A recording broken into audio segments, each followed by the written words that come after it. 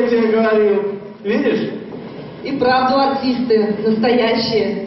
Знаешь, когда я был молодой, я мечтал либо стать либо артистом, либо проводником в поезде. Ну, и кем стал? Что, не видно? Начальник поезда.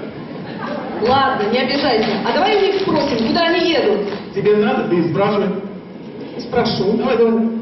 Товарищи артисты, я, конечно, очень извиняюсь. А можно спросить, а куда вы едете? А куда все едут-то? Ну, мы вот с Викторовичем по работе Да, едем. по работе. Да? А мы вот едем за счастьем и за любовью. Поняла? Люди за счастьем едут. Эх, и я хотела бы за счастьем.